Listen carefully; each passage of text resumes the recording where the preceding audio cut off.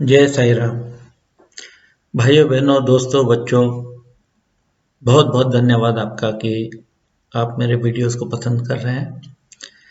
आज मैं आपसे कुछ बात करना चाहता हूं क्योंकि बहुत सारे रिक्वेस्ट मेरे को आते हैं कि आप साईं बाबा से बात कीजिए, हमारे लिए हमको बच्चा नहीं हो रहा है या नौकरी नहीं मिल रही है, बहुत तकलीफ हो रही है हमको। देखिए कि मैं तो कोई नहीं होता बात करने वाला, और साईं बाबा को बीच में किसी एजेंट की जरूरत नहीं होती है। आप उनसे बात कर सकते हैं, उनसे प्यार कर सकते हैं, उनकी पूजा कर सकते हैं, जो भी तरीका आप अपनाना चाहते हैं आप कर सकते हैं और वो ज़रूर आपकी बात सुनेंगे। बट जो मैं आज आपको बताने वाला हूँ उसमें ये बताना चाहता हूँ कि हमको साईं बाबा की ज़रूरत नहीं है, साईं बाबा को हमारी ज़्यादा ज़रूरत है।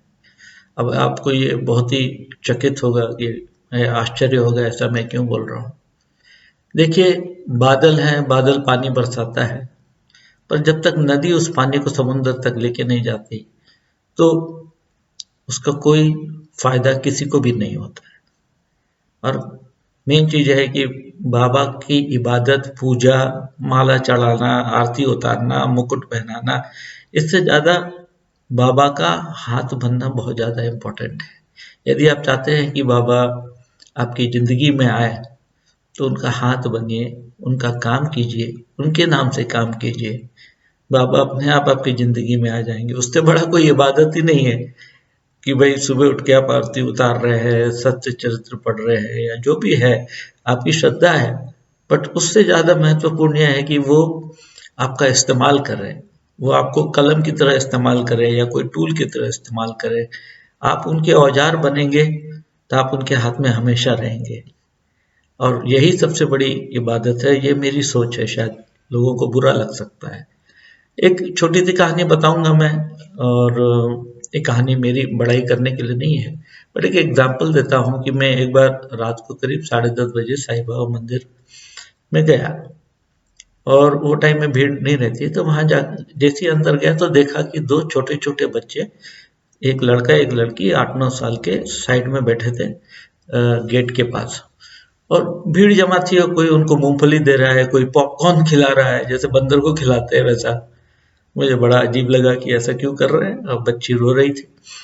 तो मैं वहाँ के मैनेजर साहब को जाके मिला, मैंने कहा ऐसा क्या है, ये ऐसा क्यों कर रहे हैं लोग। तो बोले साहब, 2 दिन से एक औरत आती है, सुबह 7 बजे इन बच्चों को यहाँ छोड़ती है और चले जाती है, और रात को 10 बजे आती है। मैंने कहा ऐसा क्यों, पता नहीं था, कुछ गलत काम करती होगी ना। हो किसी भी औरत के बारे में जो कि मजबूर है तो लोग तो ऐसे ही बात करेंगे। मैंने कहा ये बच्चों को ऐसे खिला खिला के तो लोग मार देंगे, आप पुलिस को बुलाइए, पुलिस को बच्चों को हैंड ओवर कर दीजिए।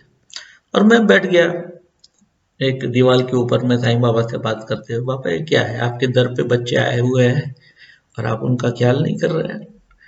तो उतने में पुलिस आई, दोनों बच्चे को लेके चले गए। मैं दूर से ही देख रहा हूँ ये सब। 10 बजे एक औरत आई, अच्छे घर की औरत थी, वो अच्छे घर की लग रही थी, मतलब कपड़े वपड़े ठीक ठाक थे, अच्छे थे। तो बेचारी इधर उधर भटक रही है, मेरे बच्चे कहाँ हैं, मेरे बच्चे कहाँ हैं, मेरे बच्चे कहाँ हैं। इतनी देर में पुलिस आई, उनको भी लेके चले गई। मेरे मन में एक बहुत वो हुआ कि अब कुछ तो गड़बड़ है, ये लेडी और ये दोनों बच्चे किसी तकलीफ में जरूर हैं।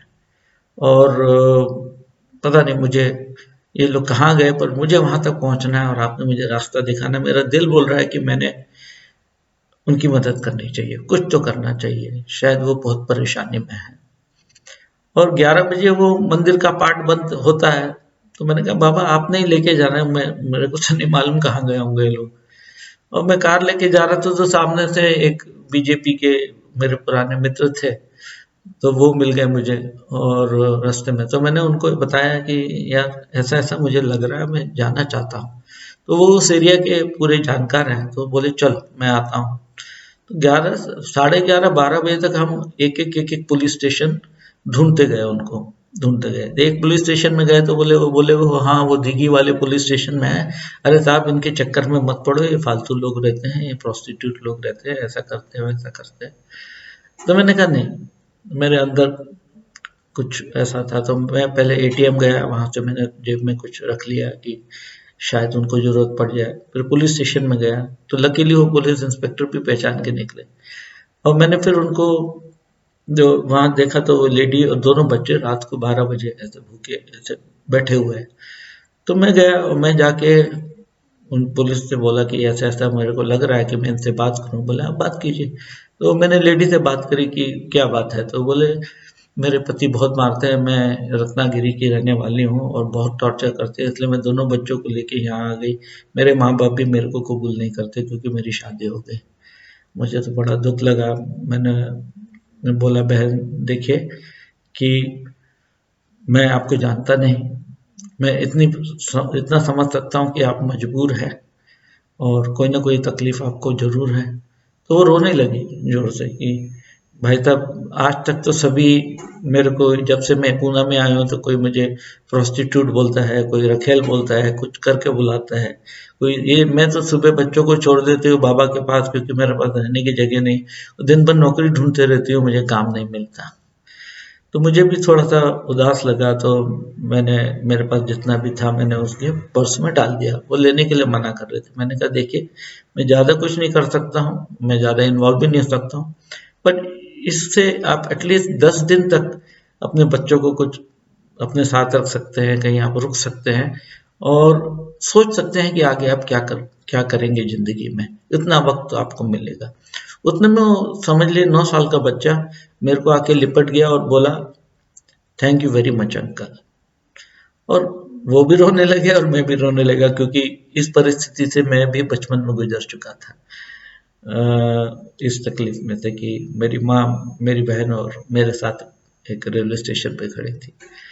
तो ऐसा सबकी ज़िंदगी में आता है। तो बाबा ने मेरा इस्तेमाल किया और उनके लिए जो भी कुछ करना था उन्होंने किया। फिर पुलिस ने मेरे को पूछा कि इनका क्या करे, तो मैंने कहा मदर टेरेसा होम है, वहाँ पर जाके इनको रख देते हैं और थोड़ा इनको वक्त मिलेगा और आगे ये लोग संभाल लेंगे क्या करने का है, और बाबा संभाल लेंगे। तो इस तरीके से उस दिन मैं बाबा का एक छोटा सा औजार बना, और मेरे ख्याल से तो मंदिर में बैठने का फायदा ये हुआ कि मैं उन लोगों तक पहुंच सका और बाबा इस तरीके से मुझे, उन्होंने मेरा इस्तेमाल किया।